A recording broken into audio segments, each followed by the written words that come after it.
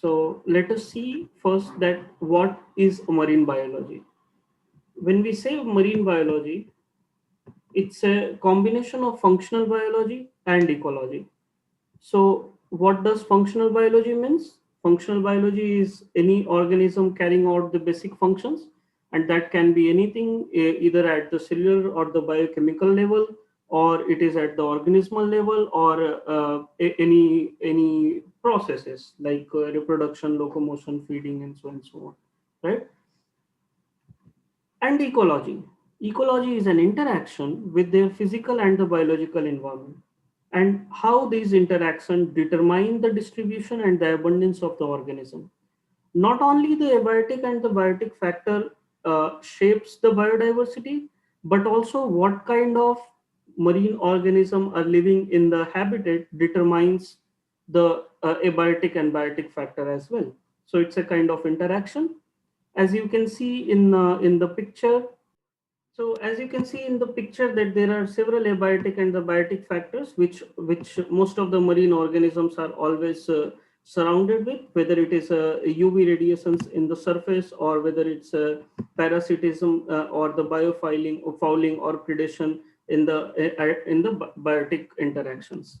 So what kind of questions generally we ask in the ecology? First is that what factors determine the dominance of one species over the other? For example, if we say that in coral reef one particular species is dominant, then what are the factors why they are dominant? And second is that how several species are coexisting in one particular habitat. So both the questions comes under the ecological aspects of the marine biology.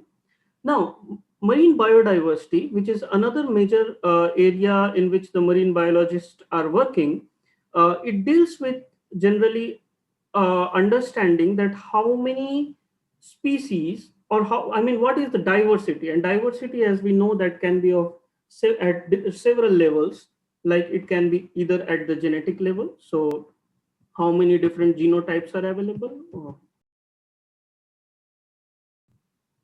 Then we have at the species level, and altogether, if we look at the higher or the ecological hierarchy system, then what is the diversity at the ecosystem level?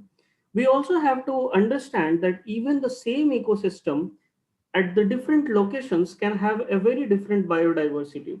For example, if we compare a coral reef ecosystem of, let's say, Gulf of Mannar, that will be very much different from coral reef ecosystem of Florida Bay. So all those aspects are coming under the marine biodiversity studies. It's just one statistics given that based on the paper which is published in 2011 by Mora et al. That close to 2.2 million species are present in the marine ecosystem or marine environment. And it is also evident that close to 15 to 1600 new creatures or new species are continuously adding in the world's ocean list, world ocean biodiversity list. Again, it's a fact that close to 91% of the ocean species are yet to be classified. They exist, we know their existence, it is predicted, but then we don't know about their classification, about their phylogeny, and 95% of the ocean remain unexplored.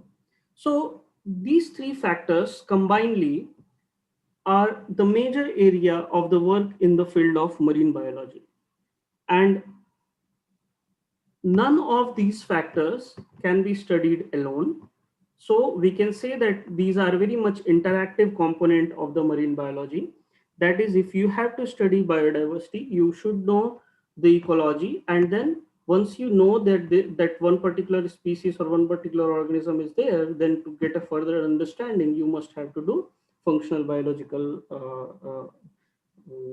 work, right? So these all three aspects are very much interactive component of the marine biology.